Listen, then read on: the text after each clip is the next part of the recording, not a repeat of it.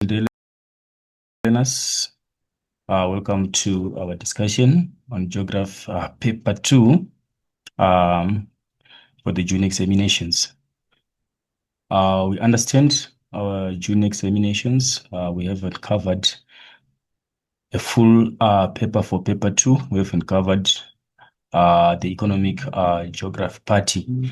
So the paper is basically based on settlement studies and is divided into two, rural settlements and urban settlements, to make a total of 60 marks for each section. And the third question, as usual, geographical skills and techniques, which is our Mapwork. So we are going to go through the paper and we are going to discuss the questions and try to highlight some of the possible responses and try to give justifications as to why we are advocating for such responses. All right, so moving on with our questions, we are going to question number 1.11. The question is saying, a piece of land occupied by settlement is known as.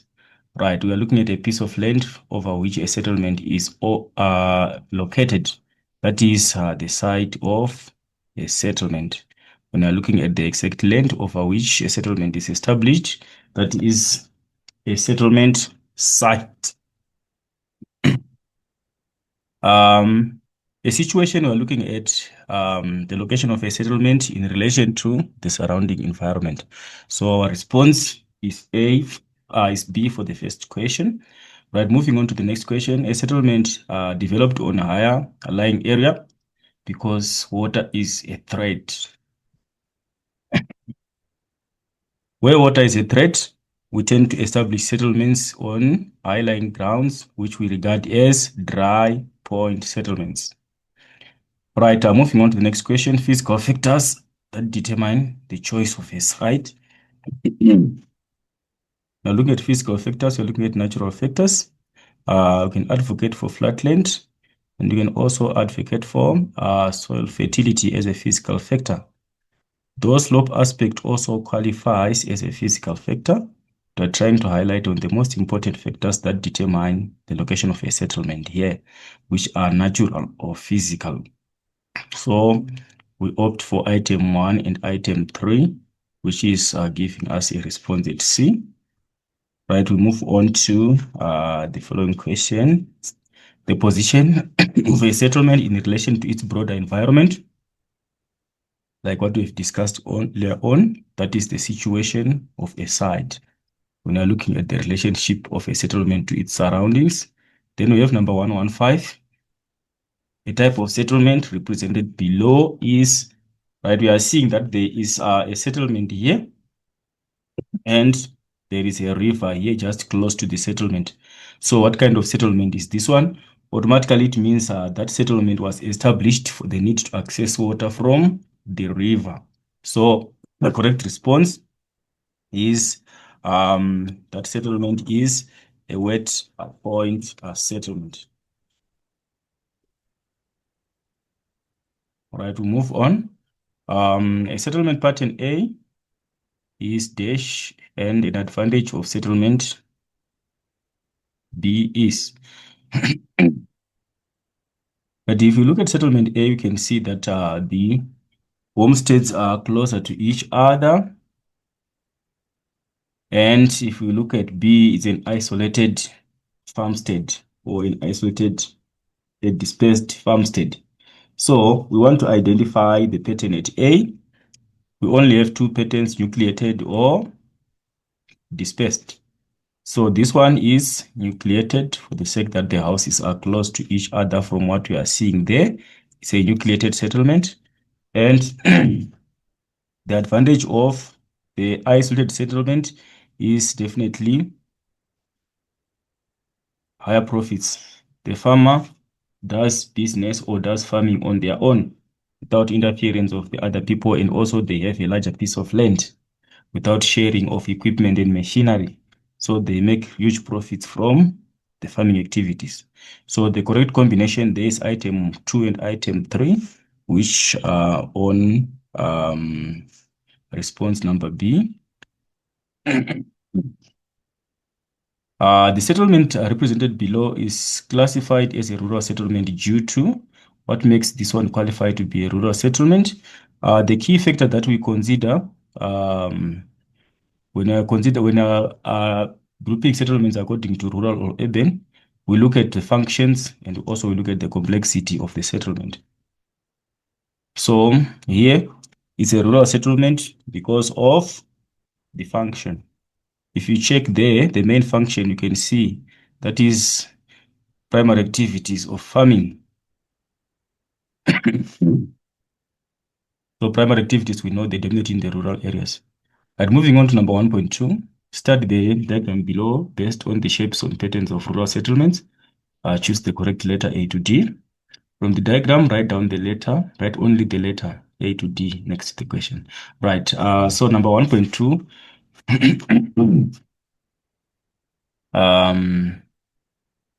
large flatlands makes mechanization possible in this settlement. We want to identify a settlement with large flatland where we can use machinery. If you check on A here, they have large pieces of land and the land is flat. So it's A.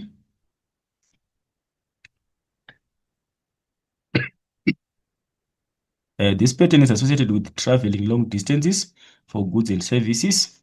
Also want to check where do people travel long distances to acquire goods and services, right? If we try also to check, you tend to find that because of isolation at A, people have no access to basic services. They have to travel from their isolated farmsteads to get to a point where they acquire services. So A is also correct response for number 122.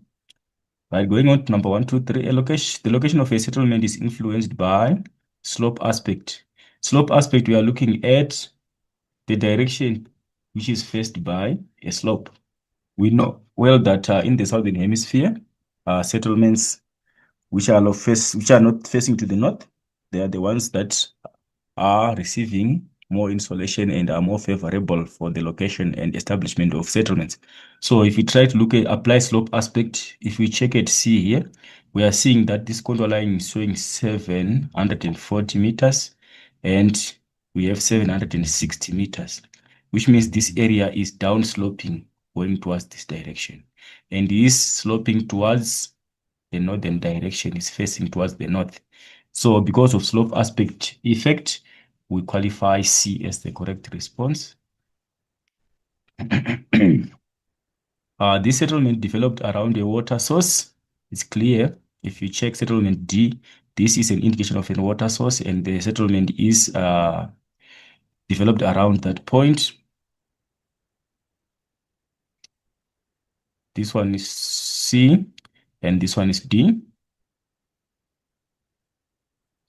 The shape of the settlement is influenced by the road. Where do we have the road influencing the settlement? If we check settlement B, you can see that the settlements are influenced by this road here. The road is going this direction and the settlements are also going in the same direction as the road. So the correct response for number 125 is B. Then a nucleated settlement with a round shape. A round shape, we've seen it already. Nucleated and with a round shape is at D. Then a dry point settlement. A dry point settlement, we are looking at a settlement which is established away from water for the risk of flooding. If you check settlement B is located further away from the river here. So it's a dry point settlement. A settlement that receives direct sunlight, like what we talked about slope aspect, it's C. Right, we move on to the next question. It's based on the infographic on rural depopulation. Right. Then it says here, define the concept of rural depopulation. When we're talking of depopulation, what you must understand here, we are talking of decrease in the population.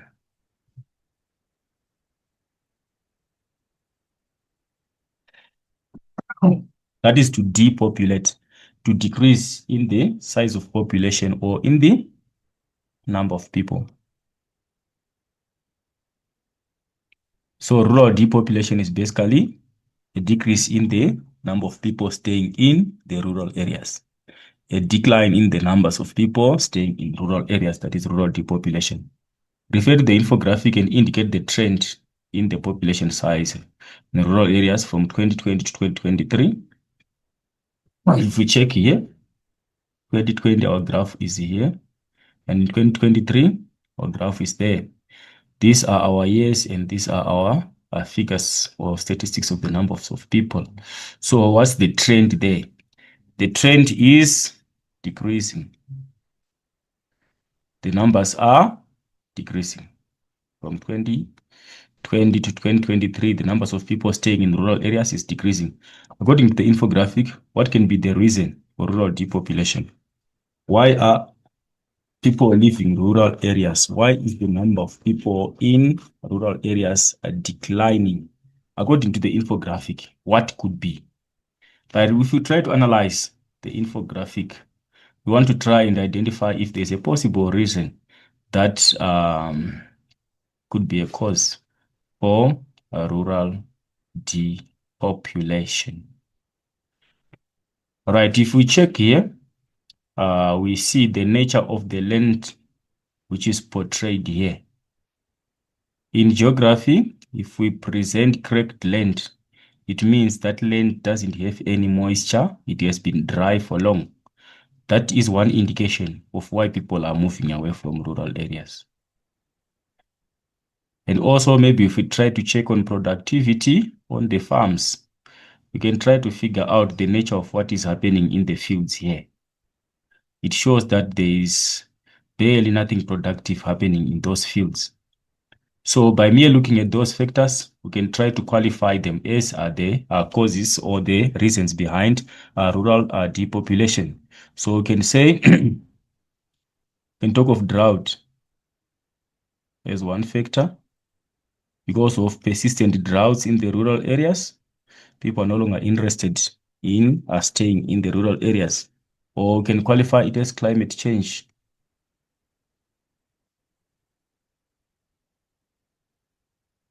Is a possible factor. Or we can say poor yields. Those could be the factors that could be promoting rural depopulation. Because of droughts, persistent droughts, or because of climate change, or because of poor yields. Those are factors that can be contributing towards rural depopulation. Explain why the young person in the infographic is looking sad. We are analyzing the facial expression of this young man on the illustration on the infographic here. If we can see what is happening to him, you can actually see that things are not going well. He is actually looking very sad. He's not even happy with the situation from the look of things. So explain why the young person in the infographic is sad. What might be causing the sadness in that young boy? Right, one most definite reason here is family separation.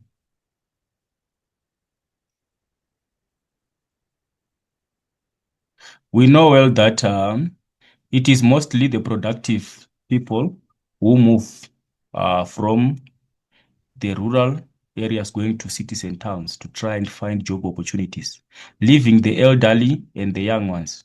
So in this situation, we are assuming that this boy's parents are still active and they have left him in the rural areas, maybe with an old granny or with an old grandfather to fend for him. And they have tried to find a way of life in the urban area. That is going to give him sadness because his family is split and is separated because of the effect of people moving away from rural areas going to cities and towns.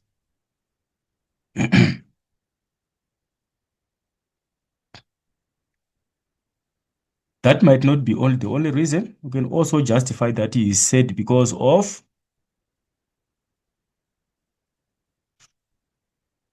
loss of productive livelihood.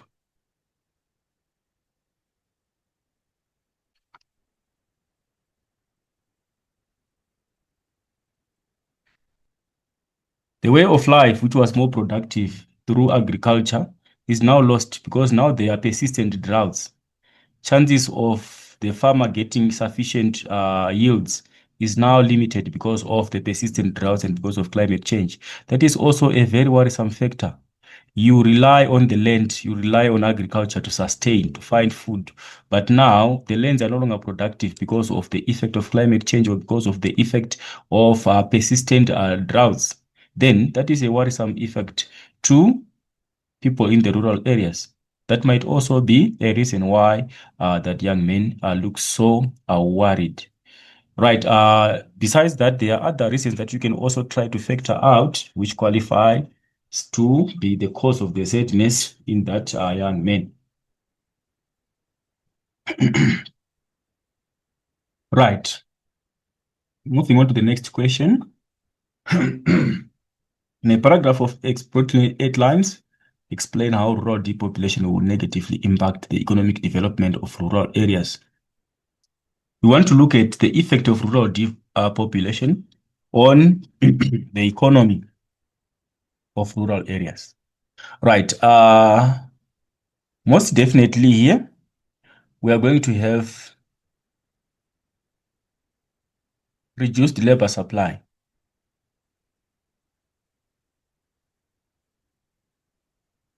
We know well that the productive labor force is the one that migrates to urban areas. And on the rural areas, there is reduced labor supply that is going to cause stagnation of the economy. The economy is not going to grow, it's going to be stagnant because it no longer has productive labor force. People who are supposed to be working on the fields are no longer there. And then who is going to work on the fields? The economy is going to be stagnant for that reason. Then we can also look at the effects like reduced productivity. The rural economy will be faced with reduced productivity. For the same reason that they've lost the productive workforce, the people who are left behind are usually the young and the elderly, who are not very physically strong to do manual work required on the farms and on the fields. And at the end, they are less productive. And the overall result on the rural economy is there's reduced productivity in the rural economies. Then besides that, we can also look at reduction in income. The level of income also gets reduced.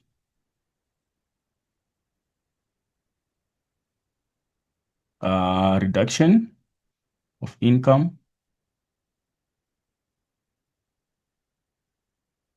Income is also going to get reduced since there's no more productive labor force and no more gainful employment. It also means the circulation of money in the economy is going to be low and the income level in the rural area is going to get reduced. Then we can also look at the development of ghost towns.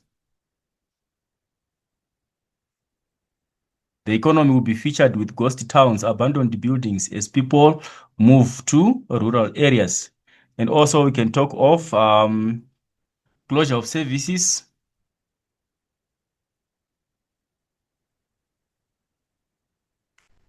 Closure of services. For example, you can look at schools or clinics or shops. Remember the concept of threshold population. There is a minimum number of people who are supposed to support a service and make it viable and profitable.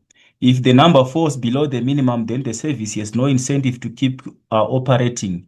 The only option that remains for that particular service is to close down.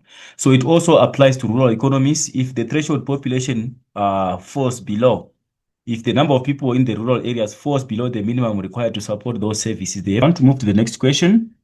It's a question on land use. Right, define the concept land use. Right, when we're talking of land use, when you're defining the concept, you must define it in geographical sense and not just to repeat the same words in the concept.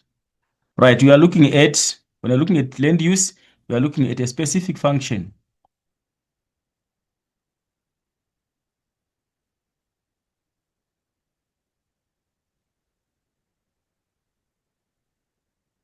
for which land is being utilized for. Land is used for different purposes or is designated for different functions. So the concept land use, we are saying, what is the land being used for? What is the major activity that is taking place in that particular geographical space? Are we doing crop farming? Are we doing animal husbandry? Are we doing forestry? Is it an area for mining? That is land use. We are looking at the specific designation or function which is being performed on a specific piece of land. Right, moving on to the next question. Identify the land use depicted in the picture. What kind of land use is being depicted here? We are seeing that is animal farming predominantly because you can see the number of animals around here. So predominantly this is a farming area, but the farming is mainly focused on, we can say the main land use there is animal husbandry, the rearing of animals. We see there are sheep there and also there are some cows, and most definitely maybe they are producing milk and maybe they are also producing some products from the sheep, and we can see that's the nature of the farming which is taking place on that particular geographical space. All right, explain how rural urban migration will negatively influence land use in rural areas. How will rural urban migration influence land use? Right, what is going to happen there? Land use pattern will change. It's most definitely the land use pattern is going to change. Like, for example, some lands which were being used for farming, they will no longer be utilized for farming. Why? Because there are no longer people to offer the services or to offer the labor required to support the farming activities. So it is going to impact through change of land use pattern. The land use is going to change in that direction because of the productive people who would have left the rural areas. Or sometimes we can say formerly productive lands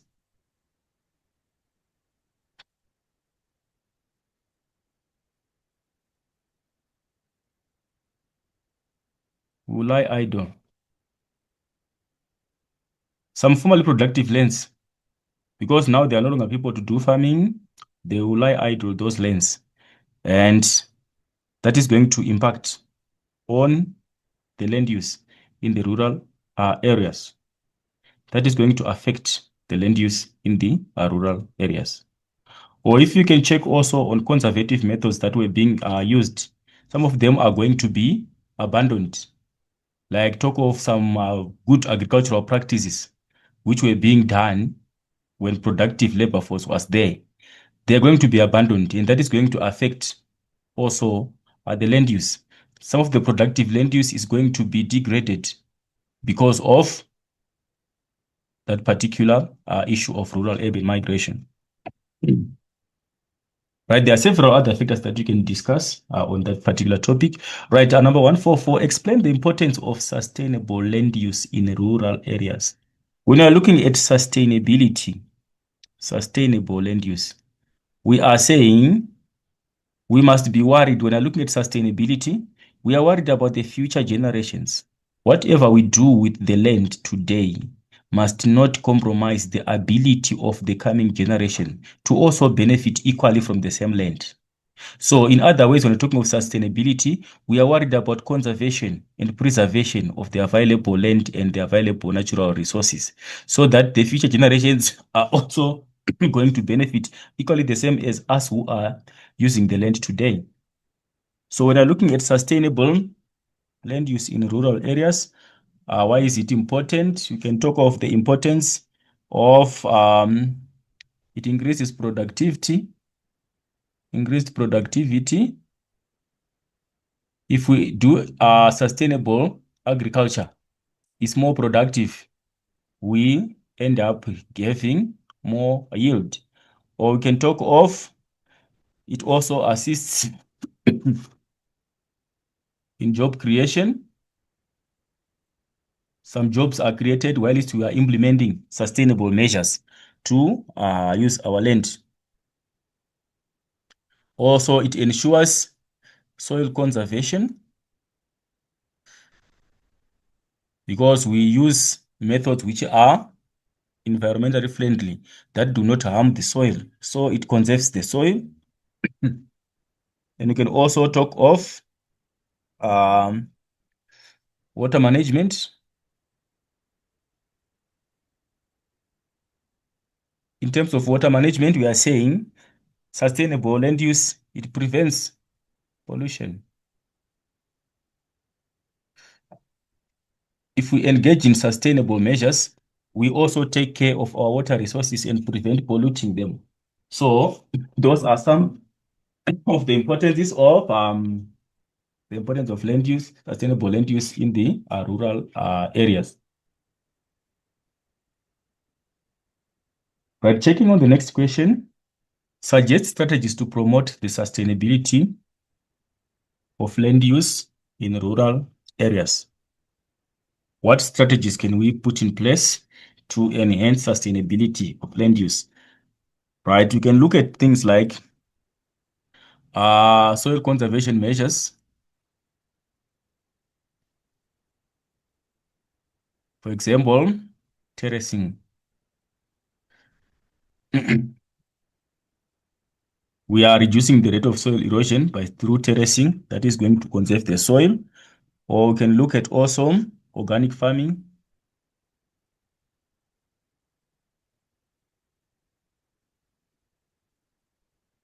Instead of us using artificial fertilizers, we use our own natural fertilizers that are going to enhance soil structure and ensure guaranteed soil fertility. We can also talk of agroforestry. While we do agriculture, we also need to plant trees so that we reduce soil erosion and also we reduce land degradation. Then we can also look at other measures like crop rotation, engage in sustainable farming through crop rotation. Right, those are some of the measures. We cannot exhaust all of them. I'll move on to the next question. It's an article, nearly 2 billion spent on failed land reform. Right, define the concept land reform. When you're defining this concept, you must address the basics. So our land reform, basically, we can say it's a policy or we can say it's a measure to change the way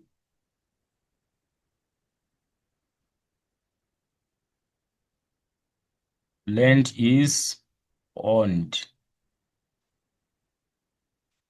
or used or and managed.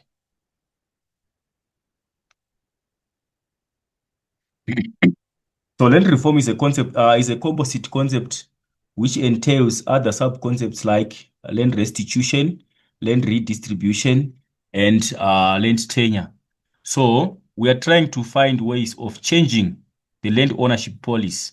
When you're looking at a reform, we are introducing some changes to land ownership and also to usage of land and also the management of land. That's basically our land reform. According to the article, identify a challenge associated with land reform. Right, we go to the extract. The challenge is here. Right, it says in Free State under various land reform the distribution program since 1994 at a cost of 1.881 billion to the taxpayers, and this land was not being used for commercial food production. That's the challenge. The government had spent so much money to acquire land and also redistribute the land, but the land is not being used for commercial food production. All right. Suggest possible reasons for the challenge identified in the question. What are the possible reasons for the challenges? Why are those farmers not utilizing the land for commercial production, or why are they not utilizing the land for the intended purposes? Right. You can talk of budgetary constraints.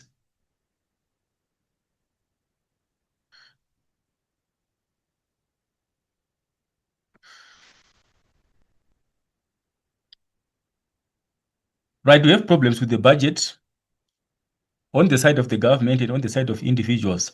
The government might not have enough money to fund the farmers to do productive farming, and hence they cannot use that land productively. And also we can talk of a lack of support of what we call post-settlement.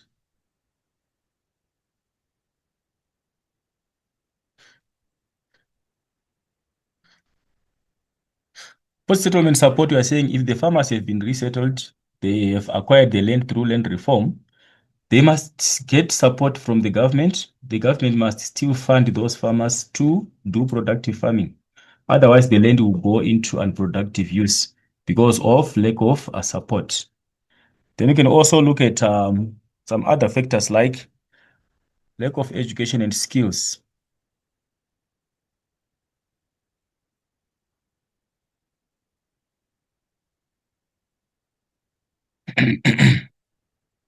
In as much as the farmers have got ownership of the land and control of the land, they need skills to do productive farming. If they do not have the right skills and the right set of education that will make them productive in terms of agricultural productivity, the land will still go into unproductive use for the very same reason of lack of education and lack of skills. Then we can also check on other factors like corruption.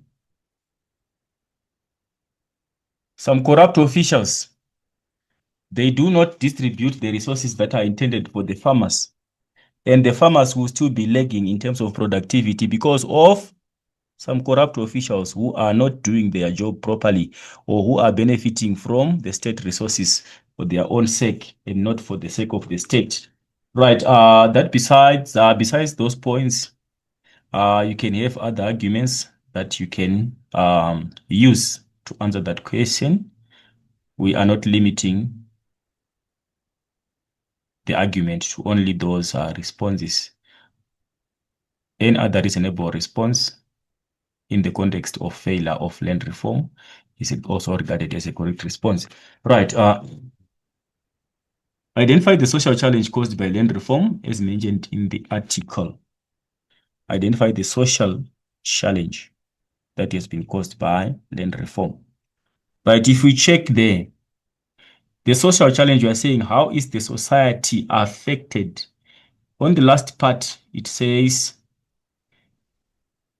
that it seemed as if the government was oblivious to the threat that it imposed, to the threat that it posed to food security in the country. So the threat that is going to happen there is there's going to be a threat to food security.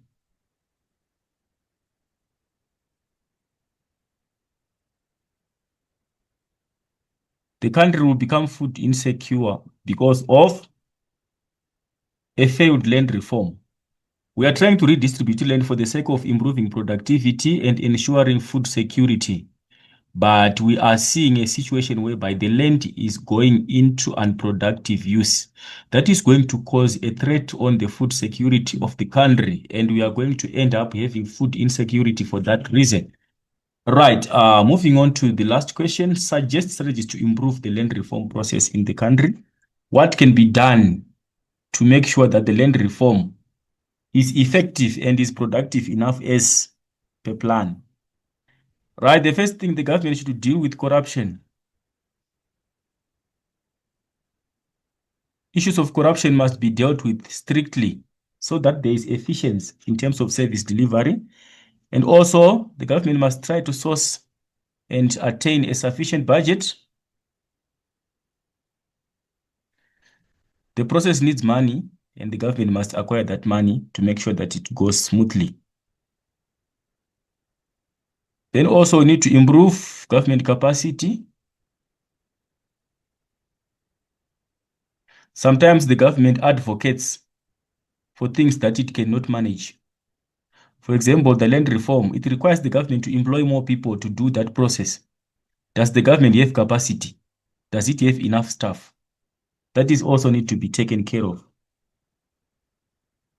Then we need education and skills.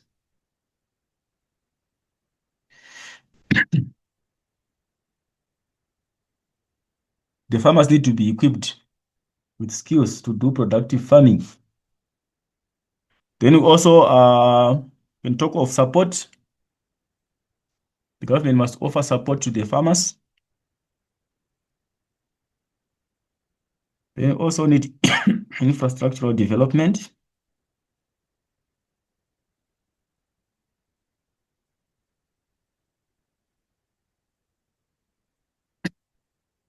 We need to develop infrastructure so that the resettled farmers have got access to basic infrastructure that will enable them to be productive enough.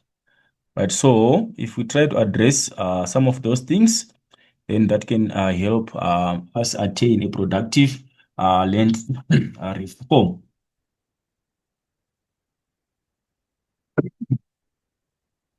Then the following question is question number 2, which is on urban settlements. We're going to go through the questions. Minimum number of people needed to support a business, that is a threshold population. The next question. There are dash small urban settlements and dash large urban settlements in the hierarchy. If you look at a hierarchy, it has a wider base and it goes into a triangular shape. The higher we go, the higher up the hierarchy. So it has more small urban settlements and less. We have many towns and we have less metropolitans or conurbations. A continuous urban area, that is a conurbation. The theory that refers to the distribution, size, and density of urban areas, that is the theory of urban hierarchy. A maximum distance a customer is willing to travel to buy something, that is the range of goods. Expansion of urban areas into surrounding areas, that is urban sprawl. The following sketch is an example of, we are seeing here, there's a petrol station, there's an ATM, there's a farmers, there's a liquor shop, there's a butchery.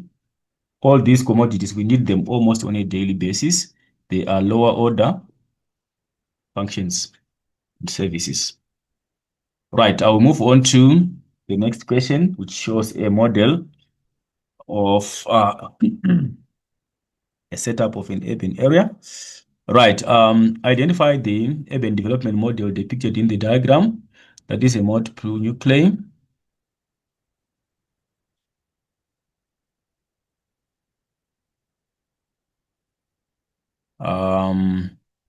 Then F and E are not suitable to be placed next to each other. F, you see it's some sort of a heavy industry. E, this is predominantly a high income residential area. They're not compatible to be close to each other. Why? For the reason being E is found far away from any pollution. Because you have industries, they cause high levels of pollution. We cannot have a high income residential area being compatible to a heavy industry. Examples of secondary business centers are CBDs, universities, and parks. And these give rise to They give rise to high income residential areas. The secondary business centers, they give rise to the development of high income areas, income residential areas. Right, moving on to the next question. Refer the diagram and answer the following questions. The dash was developed by, right, this model, the model of the Mapwork nuclei, which is all known as the Harrison-Ullman model. Right, this model was developed by Chauncey Harris and Edward Ullman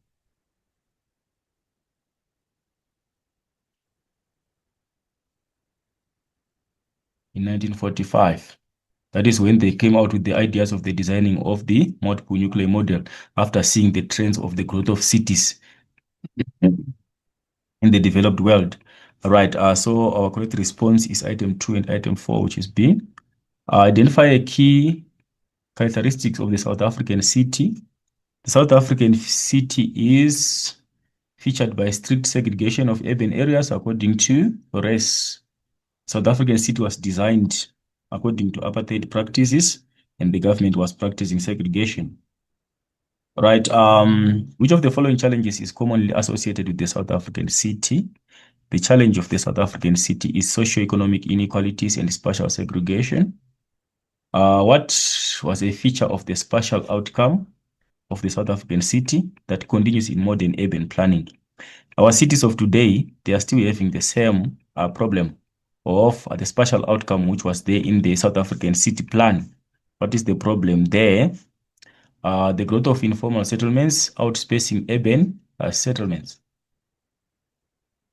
Fragmented urban spaces with segregated informal settlements are associated with, is it a multiple nuclei or single nuclei?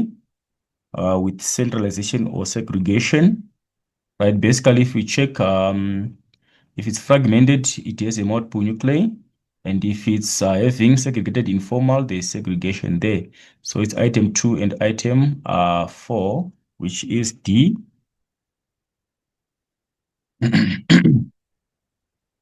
Right, moving on to the next question. Define the term gentrification. That is a geographical term which relates to the process where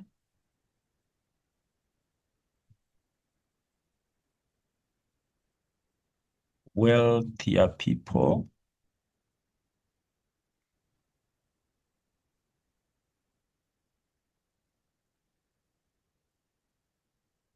move to previously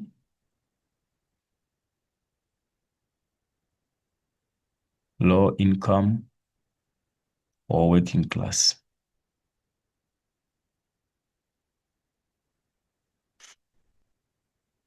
neighborhoods.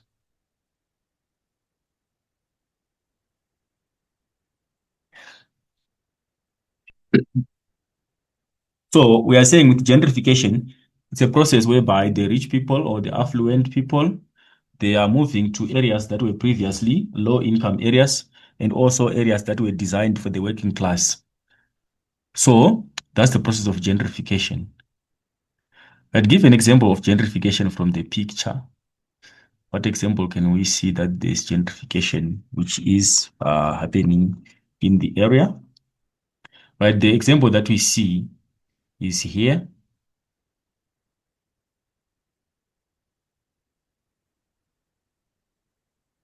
The luxury counters is coming soon in the area.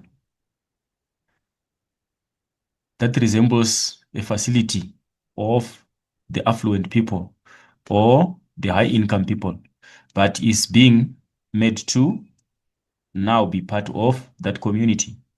So it's an indication that there's gentrification coming. There's gentrification which is also happening in that particular area.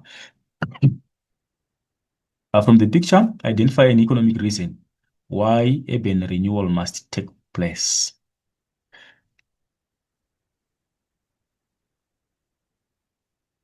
Right. From the picture, I want to identify an economic reason why urban renewal must take place.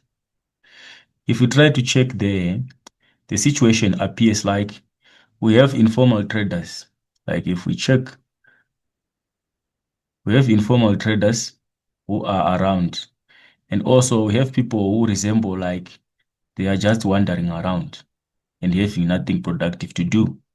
So from that reason, uh, an economic reason why gentrification too needs to happen is it needs to happen so that it creates jobs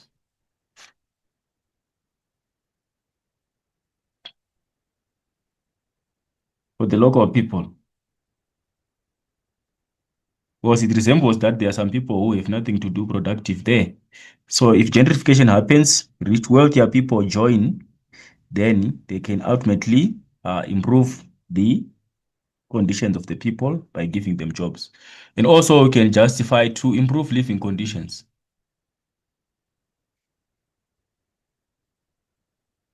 If wealthier people come into the area, they're going to improve living conditions. If people are informal traders, in most instances, they are earning very low. But if they are gainfully employed, they are formally employed, they are going to get better. So it is there also justified to improve the living conditions or the living standards of the people. Then distinguish between centripetal and centrifugal forces using a clearly labeled sketches. We want to use a sketch of our own to indicate the centripetal and the centrifugal factors. Right. We are looking at the centripetal and the centrifugal factors. We relate them to uh, commercial decentralization from the CBD. So we are saying if we have the CBD, centrifugal factors and centripetal factors. Right. Centripetal, they attract activities into the CBD, the centripetal. And the centrifugal, they repel activities from the CBD. What are the likely activities or events that are likely to repel activities from the CBD into the outlying business district? We look at things like crime, we look at things like congestion, we look at things like limited space,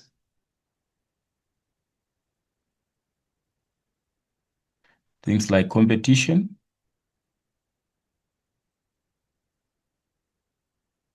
Those are things that repel activities from the CBD to um, the outlying business district. Then the centripetal, we look at things like prestigious location for prestigious reasons. A business locates in the CBD because of the prestigious value associated with the CBD. So for that reason, it's attracted. Then you also have other things like functional magnetism, whereby a business is attracted by some other functions in the CBD, which is related to the nature of its own business. So if we look at those things, those are some of the things that relate to the centrifugal and the centripetal forces. All right. Checking on the next question, predict um, predict what could happen to the city center if decentralization continues. What is likely to happen to the city center if more activities are moved out of the CBD to the outlying business district?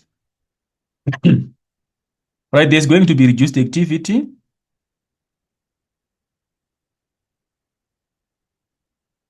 Because some functions are moving out, it also means a few of the activities are remaining. So the total activity is going to get reduced. And also, we are also going to get reduced traffic congestion,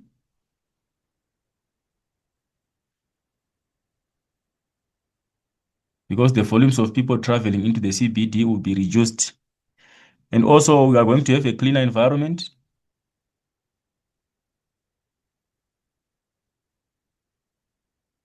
which is a positive. There's going to be less competition.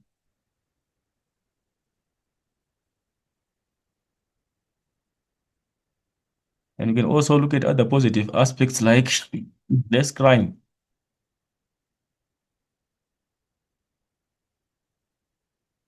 Those are some of the things that are likely to happen in the CBD if there's continued decentralization. Right, moving on to the next question. Evaluate the success of urban renewal in South Africa. Is the government succeeding in enhancing urban renewal in the cities of South Africa? How successful is it? We need to do an evaluation. Right, so when you're doing an evaluation, you can check on the side of the positives, and also I can check on the side of the negatives. On the side of the positives, is it a success? We have improved infrastructure.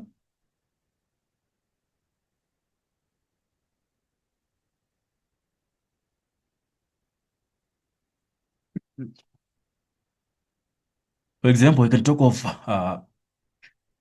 the roads. Then we can also talk of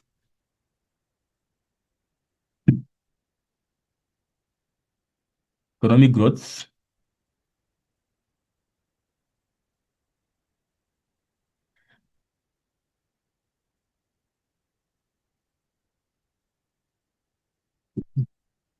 There's now more activity in the CBDs or in the urban core centers, and also the issue of housing opportunities.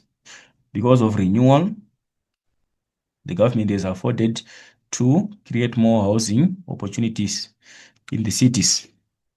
Then we also need to evaluate on the negatives. Is it successful? We check on other things like inequality. It has caused great inequality in the society, and also can look at sustainability. Is it sustainable? Is it going to last? Are those buildings going to be maintained, or they are still going to go back to their old dilapidated state because of lack of maintenance? So we need to check also on issues like sustainability concerns. Is that going to last? Inequality. People who are supposed to benefit, they did not benefit from urban renewal. There are people staying in informal settlements who could also have benefited, but they are not benefiting anyhow from the whole process. And moving on to the next question, define the term informal settlement.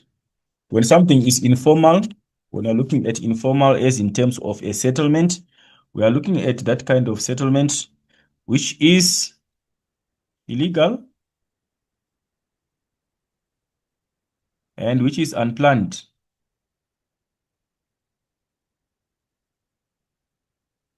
And what is it made up of?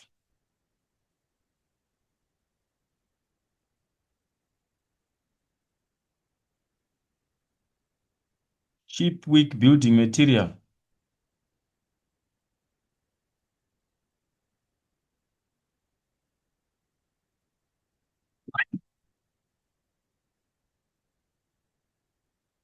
What we commonly refer to as the shandy town.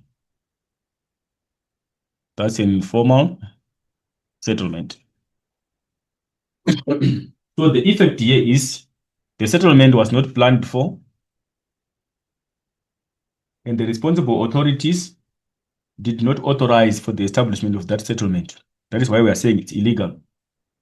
People occupy land illegally out of their own will and establish a settlement without the authorities' approval. That's an informal settlement. And for the same reason, Those people cannot build proper structures. They just use cheap material, which is also weak, like plastic material, like zinc material, to make their own shakes and settle. Quote a factor from the passage that gave rise to the rapid growth of Joe Slovo informal settlement. We find it too from the extract. It says, it was founded in the early 1980s in Cape Town's oldest African township, Langa. Its relatively good location in terms of transport and employment opportunities made it one of the fastest growing informal settlements. Because for this reason, it has a good location in terms of transport and employment opportunities. That is why it is having a rapid growth. It had a rapid growth. Explain the importance of social development in an informal settlement. Like Joe Slovo, why should we engage in social development? Try to improve ways of life of people in the informal settlement. It enhances access to basic services. The basic services which are required for human survival. Then you can also look at, it's important because it assists in job creation. Then you can also argue that it helps in upgrading housing.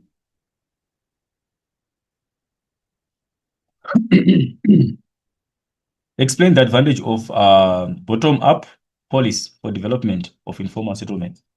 Bottom-up are looking at a development approach that starts from the people in the informal settlement to the authorities, not the authorities imposing on the people, but the people coming out with ideas and putting forward ideas to the authorities. Why is it important?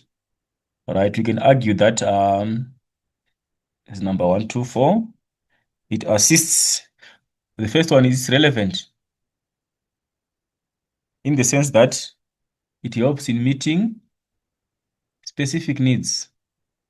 The people are the one who highlight the needs, their specific needs. So it's relevant in the sense that instead of the authorities imposing on the people, it's the people who decide on their specific needs. They know their problems and they know very well what must be done to address their problems. So it's relevant in that sense. And also it encourages transparency. The operation through bottom-top approach is transparent. And also we can say it assists in increased ownership. Since it's the people who are deciding for themselves, they also uphold a sense of ownership. And also can talk of better maintenance. The people will be responsible for the maintenance of whatever is developed in their areas because it's them who advocated for those developments. So they have to take care of the very same developments, for they know that they are the ones who are benefiting from that very developmental process which has been implemented in their areas of residence. Right, I'll move on to number 2, 4, 5.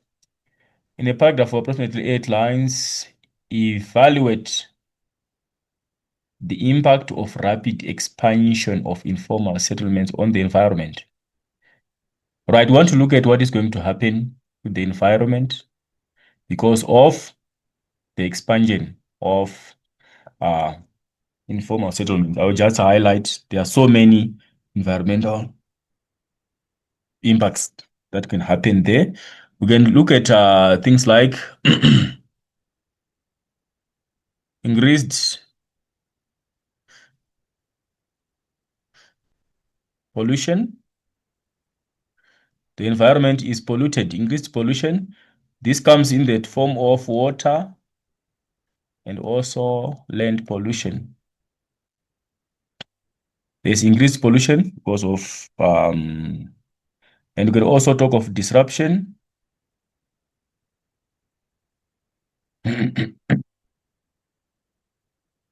Of ecosystems. As people invade new places, they also disrupt the ecosystems. And also we can talk of loss of natural habitat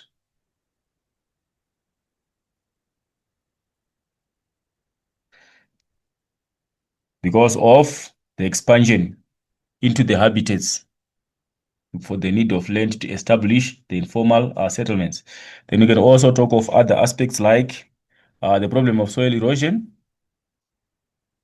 is also exacerbated by continued expansion of informal settlements.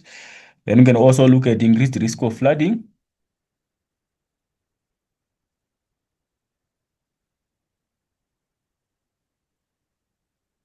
Other aspects like loss of biodiversity.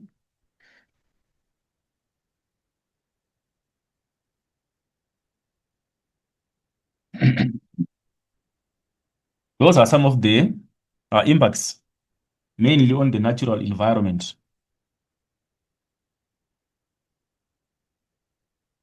Right. That takes us to the next question. Economic injustice in urban areas in South Africa. Right. Explain what is meant by the term economic injustice. Whenever we're talking about an injustice, remember, we're talking of something being done unfairly. It's unfair or it's discriminatory.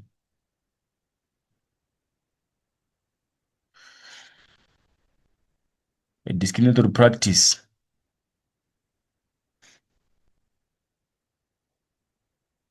with the economic system.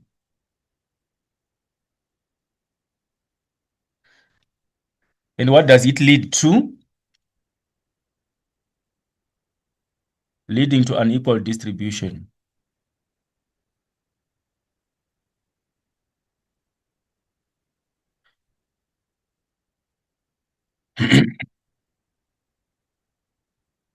of resources. That is basically economic injustice. When you're looking at injustice, you are looking at unfair practices or discriminatory practices. And those discriminatory practices, with their economic, they are within the economic nature of the working of the economy. And the result is that they are going to lead to a situation of unfairness in the distribution of the available resources. Things like unemployment, that is an injustice. It's a socio-economic injustice. If someone is unemployed, is being discriminated against the opportunity of getting a job and also a basic right to have a decent life. So that is part of an economic injustice in the urban areas. Things like social injustices in the rural areas, for example, like poverty, it's an injustice issue, which is typically associated with people in the rural areas. People must have a basic life, must attain a basic life. But if someone is absolutely poor, then they are exposed to a form of injustice. Right. That takes us to the next question. Calculate the difference in the unemployment rate between 2015 and 2020. We need to ascertain the difference in unemployment rate, which means we must find the rate from for 2015 and from 2020. If we check here, our graph is basically from 30 to 32, and our marking here is approximately halfway by estimation here. We can conclude that around here might be 31 slightly. Then by 2015, it's 26. So using those figures, we can say our unemployment was 31% in 2020 and less 26,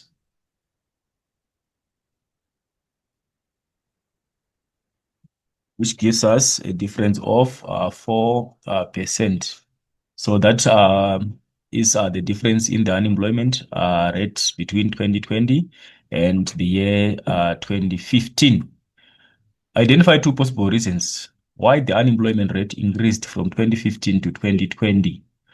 Right, we are trying to check on the possible reasons why unemployment was on the rise. What made unemployment increase? Right, one of the most obvious reasons is Slow economic growth.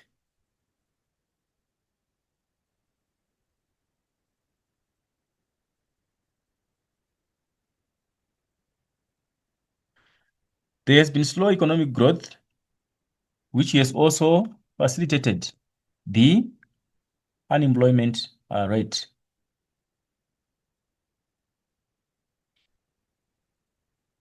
And also, if we check in 2020, we had the pandemic of COVID-19.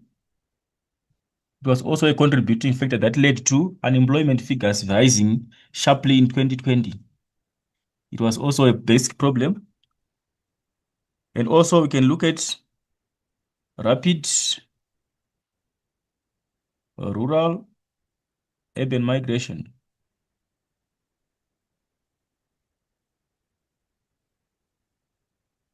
It was also another cause. It's also another cause, rather, because of the numbers of people moving to cities and towns.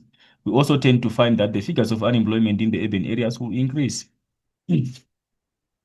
And also, we can talk of um, other aspects like lack of skills can be a contributing factor. Right. Let's move on to the next question. That was number 253. We need to move on to 254. Provide a quote from the text which indicates the economic injustices that occur in Durban, Cape Town, and Johannesburg. Right, we go to our text. Our text here is saying experienced growing economic injustices, growing economic injustice due to persistent unemployment, poverty, and systematic inequality. That is where we get our quote.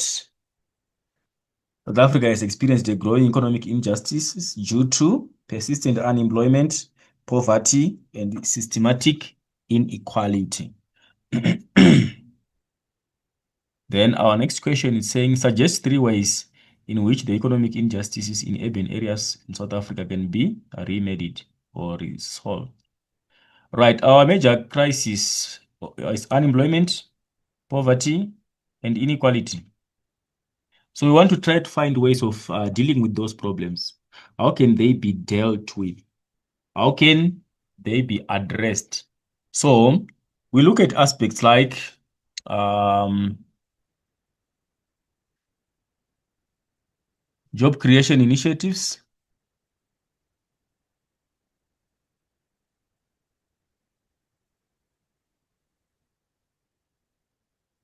The government must engage in job creation initiatives. For example, you can talk of the public works programs or the expanded public works programs. The expanded public works programs, the EPWP. That can be an initiative by the government to try and solve the injustice of unemployment by trying to create low skill jobs for the people who are unemployed.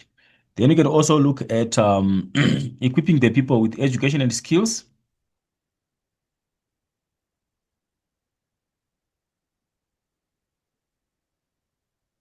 It's one key aspect that is very important. Some people are unemployed not because there are no jobs, but because they don't have the skills. So it's also a basic requirement that the government equips its people with the basic education and the skills which will make them employable. Then we can talk of social welfare payments.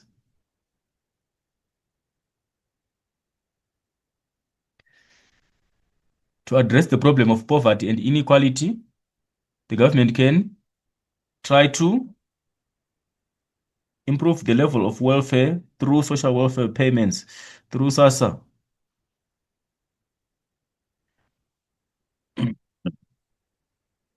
And also what can be done, the government must put in place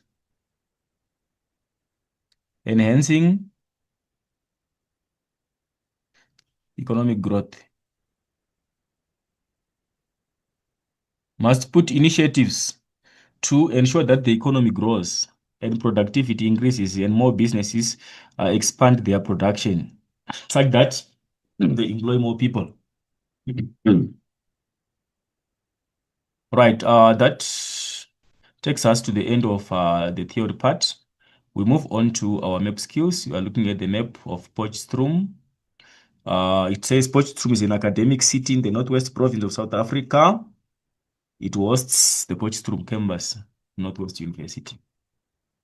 Right, that is map information. Right, we go to our questions. The contour interval on the topographic map. This is an ordinary question and it does not change. The contour interval on the topographic map, you find it here at the bottom of the map. It's written contour interval 20 meters, and in Afrikaans, it's also presented here. That is where you find your information. And for each and every topographic map that we are going to use is the same. It's 20 meters for all the topographic maps that we are going to use in geography, and it's 5 meters for the orthophoto map. So our response is 20 meters. Then we move on to our next question. The length of the bridge in block B5 in meters. Right, the length of the bridge, let's check on the map. In block B5, we want to ascertain the length of this block, of this bridge here. That's the bridge in B5. Right, if you want to calculate the length of that bridge, you measure the length using your ruler. You measure the length.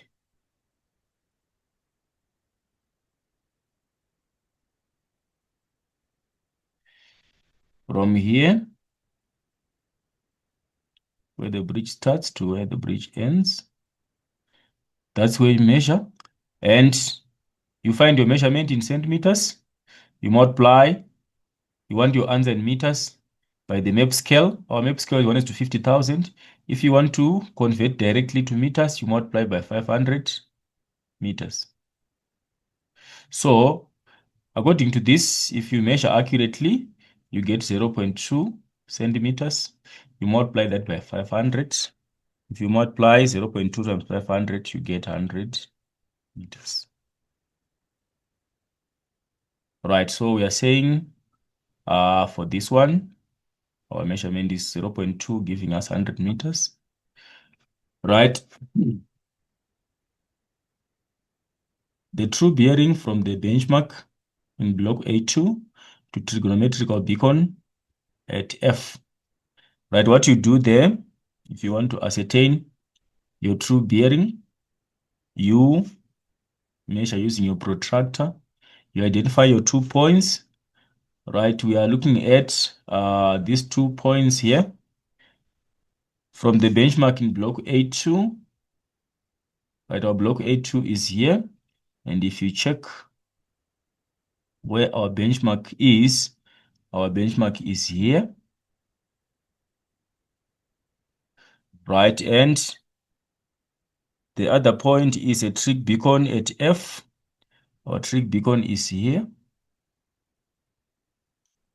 So those are our 2 points. And what do you want to identify? You want to identify the bearing of the trig beacon from the benchmark.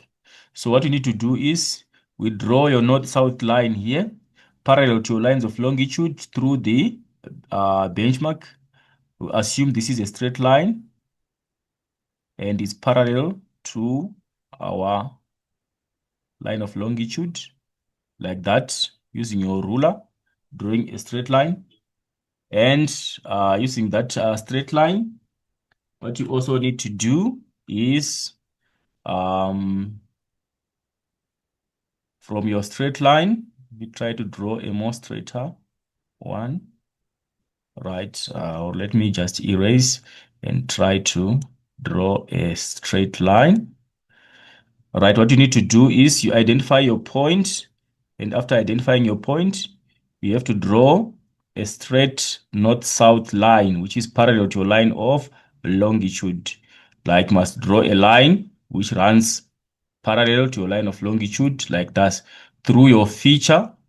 And from your feature, you need to connect your 2 points connect your trig, your first point is the beacon, the benchmark to the trig beacon down there. You draw another straight line connecting the two features. Ensure that your line is straight and it is connecting the two features. I'll assume this will be a straight line and will be connecting the two features. Right. I'm assuming this is a straight line and it's connecting the two. Right, it must be straight. Then it means the angle that we want, this is our true north direction. If we want to find our bearing, we measure our bearing in a clockwise direction between the 2 points. So in a clockwise direction, it means we are going in this direction here. Automatically, this is a straight line from our north to our south. We know that a straight line is good 180 degrees. So we only need to measure the additional angle here. We add it to 180 to get the total angle. So if you measure it correctly, this additional angle is going to give you plus or minus 27 degrees. This additional angle between the south and the line connecting the two features. So it means you are now saying it's 180 degrees plus your 27, which is going to give you 207 degrees. That is basically how you determine your true bearing. Then the direction of the benchmark in block A2 to the trigonometrical station, we are saying what is the direction of this from this. This is our north, this is our west, this is our east, this is our south. So if we check the direction here, this is predominantly south of southwest, or generally to the southwest, but to be specific, this is before the 45 angle. If it's 27, it means we are still in the zone of southwest. So our responses, we can safely conclude that our bearing is 207 degrees and our direction is southwest. Then calculate the area of the swimming pool at 5 on the orthophoto map. We go to our orthophoto map and try to ascertain what we are supposed to calculate there. And also we make the illustrations of the calculations that we are intended to partake. Right, coming to our topographic, our orthophoto map, our swimming pool is here at 5. That is where we're supposed to do our calculations. Right, this is the one dimension, this is the other dimension of the swimming pool. Right, we have to measure using your ruler and ascertain the length and also the breadth. And remember, our answer is required in meters. For the area, it means it is going to be in square meters. Right, so if you measure, my measurement for the length, it gave me 1 centimeter. And my measurement for the breadth, it gave me 0.6. So if you use these two figures, we are supposed to multiply it by the map scale, convert it to the meter measurement. We multiply, this is a scale of 1 to 10,000 on the orthophoto map. So we multiply by 100 to convert it directly to meters. And also we multiply this by 100 to convert it to meters. Right. So 1 times 100 gives us 100 meters. And 0.6 times 100, it gives us 60 meters. So these are our real measurements of the swimming pool. It measures 60 meters by 100 meters. So finding the area, we are now saying the area is now 100 meters times 60 meters. And this is going to give us 6,000 meters, square meters. So this is our area of the swimming pool, 6,000 square meters. If you measure correctly and convert correctly, you're supposed to get that response. Right, let's move on to the next question. The swimming pool on the orthophoto map appears, is it smaller or bigger? Automatically it appears bigger on the orthophoto map because of the scale. Give the latitude of the symmetry at block G in B1. I'll just highlight how you're supposed to find it out. The symmetry in block B1.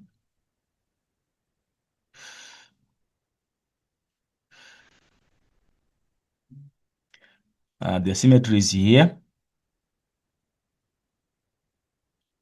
What you're supposed to do there, your longitude values are given. What you're supposed just to do is calculate your latitude values. Since you are provided with the longitude values, your longitude is 27, 03, 40, which means they are picked here, 27 degrees, and 03 is the first line where this symmetry is falling, and the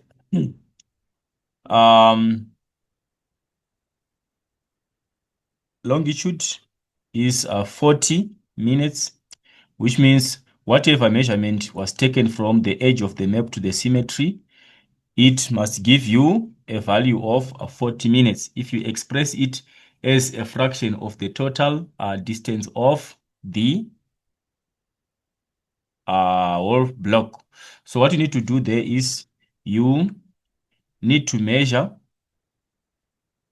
the distance of this part of the block, and also you need to measure the distance from here to the symmetry. Then you ascertain which part of the symmetry was used out of the distances. For example, we are saying it must be 40 over 60 minutes of that particular distance that you measure here. Let's say, for example, it's 3.5 centimeters. If you measure that, it means whatever you get here is the point that was used to come out with the value of minute longitude for that particular part of the symmetry. Because remember, this is a wide area, so you need to pick a specific area which has a corresponding measurement from the line of longitude here to the symmetry. And you ascertain a point. Then you use the very same point. Let's say you have found out that is this particular point of the symmetry. Maybe it's this part, which means you're now using that point to calculate your value of latitude for the same point. You also measure the distance here and find out how long it is. Then you also measure from the top latitude to the point. Then you express the distance over the latitude distance or the width of the block. You multiply that by 60 seconds so that you get the value of latitude. And your latitude values are already provided for you. If you check here, your line of latitude is 26 and 39. So when you want to ascertain the value there, you already have your lines of latitude. Your longitude line is here. Remember, we use the northwest corner. Your longitude is here, 2903. We are on the same line. But here, for latitude, we must use this minute line. So if this is 2639, our values of latitude increase going to the south. As we go to the south, our lines of latitude, they increase in value. This degree value is not changing. It remains 26. But what changes is the minute. This was 39 to the south. The next one is going to be 40 to the south. Then you do your calculation to find the value of this particular point after measuring the two extreme ends from the latitude, top latitude to the feature, and also after express it as a fraction of the whole width of the block, we multiply by 60. So according to my calculations, though they are not very, were not very precise, you must plus or minus get something like 26 degrees, and your minute value is 40, and plus or minus you must get 26 seconds to the south. That will depend with how you are going to measure and how accurate you are going to express your measurements. Right. Moving on to the next question. Potchefstroom can be classified as a Dutch settlement and a Dutch town. We are told on the map information here. Potchefstroom is an academic city.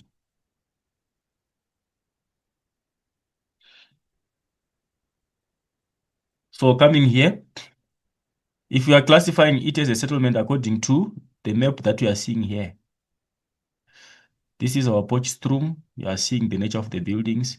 If you try to take one part here, which has been orthophotoed, you can see the nature of the buildings there. So can we say it's a dispersed or can say it's a clustered? Then what kind of a particular city is it? Right, so it's a nucleated and it's a specialized. It's an academic. So it's a specialized. So it's item 1 and item 3. Right, moving on to the next question. Identify the land use in block A5 at H. Right, we're using the topographic map. We go to our map. We want to identify the area. At H, our H is there in block A5 to the extreme northeast corner. Right, our H is here. What is the land use here? We are referring to this area. We go to our key and check. The same thing is the same thing that we are seeing here. So, without wasting our time, the rural land use is cultivation.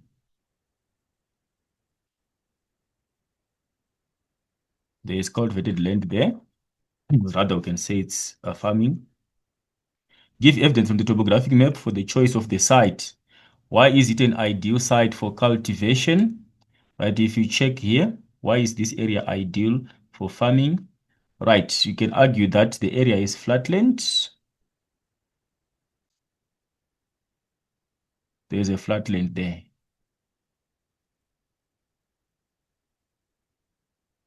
And besides it having a flatland, we can also talk of communication of our transport routes. Remember, farming need to be supported by transport. We need to transport the final product to the market, and also we need to get raw materials to the farm, and also we need to transport the labor. So flatland and also the road network can be factors are promoting. And also we can say availability of water. We can see there is Potchefstroom Dam here, and there are some furrows coming from the dam and some reservoirs around the area, meaning to say they extract water from the Potchefstroom Dam here, possibly. Right. Moving on to the next question. The question is,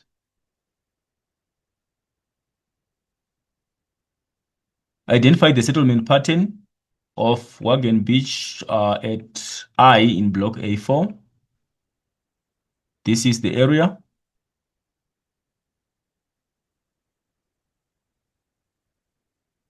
B4. What kind of settlement is that? We are seeing that there's a building here, there's another one here, there's another one there, and some other 3 or so here, some other there, something there. So from that look of things, we can safely conclude that that particular area, the pattern is dispersed. Or can say that is an isolated pattern. Explain how proximity or closeness to the markets is an advantage for the settlement. Work and beach. Why is it an advantage for it being close to the market?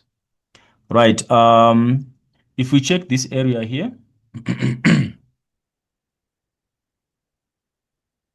we can see there's cultivation taking place here, which means it's also a farming area. So if it's close to the market, what is the advantage of this area being close to the market? We can conclude that It's easy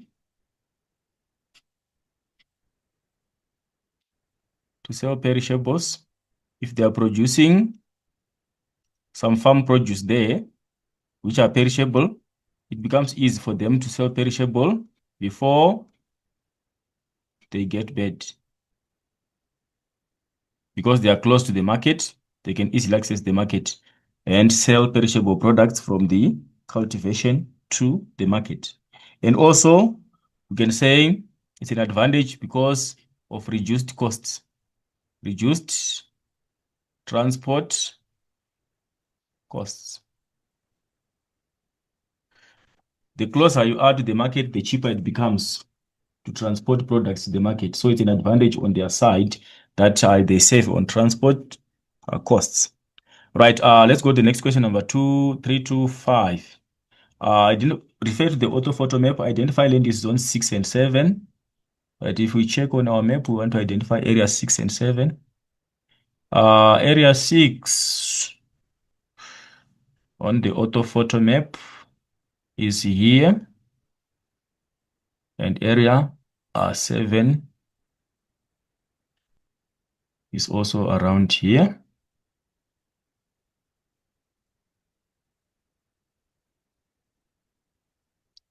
Right, so we are identifying our areas, areas 6 and area 7. Area 7 is here.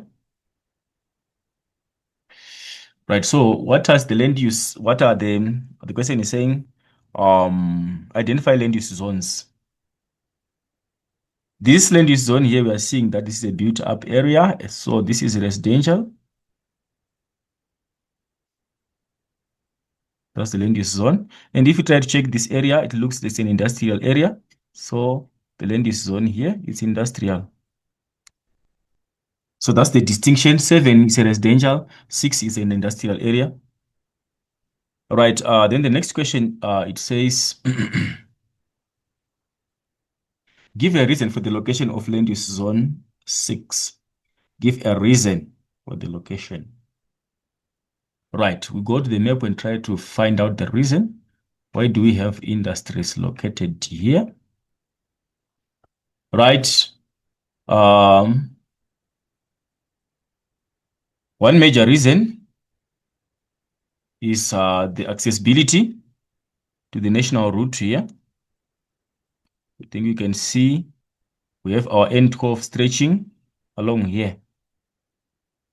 So, and also we have other linking roads into the industrial site. So, it's easy access to the national route, the N12. That is why the industries are established in this particular space here. They can easily access the route N12. Remember, industrial activities, they rely on the supply of raw materials from somewhere far and also the supply of products to the market. So they need to link through major routes like that N12. Then also the area, if you check, there's one contour line here and the next contour line is there, meaning to say this area is a flat land, which is ideal for industrial development. So basically, if you check on those reasons from the map, we can justify that the area is ideal for industrial allocation. And also other factors like labor supply or the market. We can justify that this residential area is the supply of labor to the industries here, which is nearby. And also we can justify that it acts as a market for the products. So that those are also other qualifying factors that you can use. Give the next question is saying, um, define, give a reason for the construction we've done that. We move on to GIS, which is our question 3.3. Define the term geographical information systems. And when we're defining this, we define it in very simple terms because it's a common term from grade 10. In grade 11, you are asked the same question. So in simple terms, just you can say it's a computer system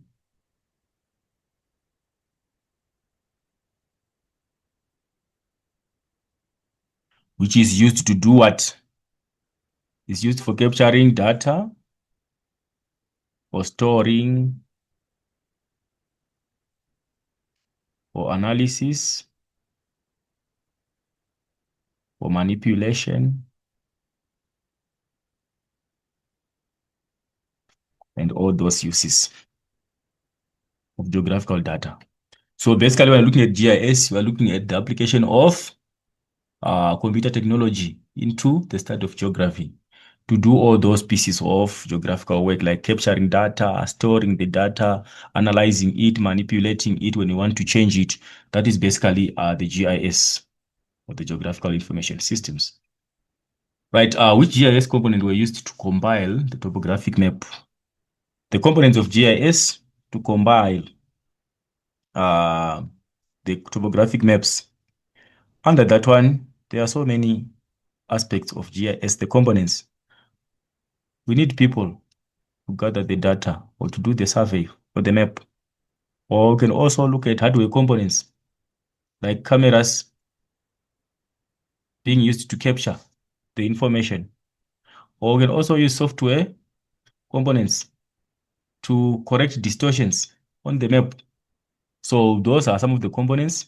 Name the GIS source that was used to create the topographic map. They can use satellite imagery, or we can talk of aerial photographs, or also we can talk of the GPS, geographical positioning systems, or we can also look at existing maps.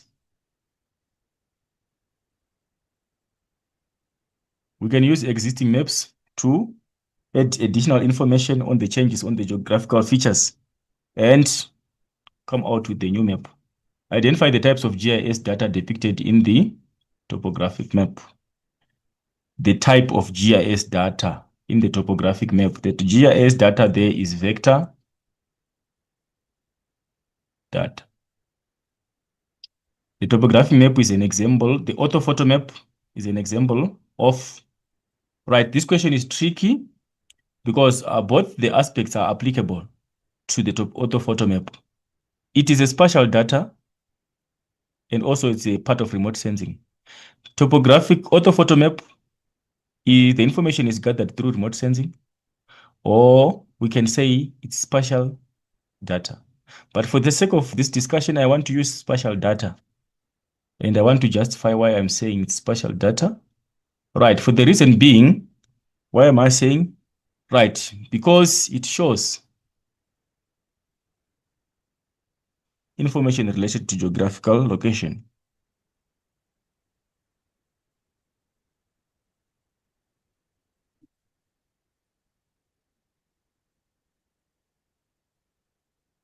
Because we know spatial data deals with the location of features. So on the orthophoto map, we see information there which is related to geographical location of features. And also it's a geo-referenced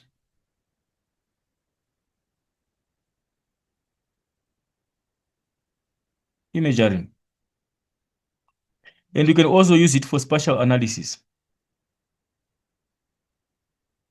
We can do spatial analysis on the orthophoto map. For example, what we were doing, measuring distance or calculating the area of a given polygon feature. So we can justify that is a spatial data. But in another sense, also remote sensing is applicable because it was gathered, the information was gathered basically through remote sensing, through satellite imagery. So it's a matter of argument. Right. With that being said and done, this brings us to the end of our discussion on the paper 2 for the junior examinations. I hope it is going to help you in preparing for the other coming examinations to follow.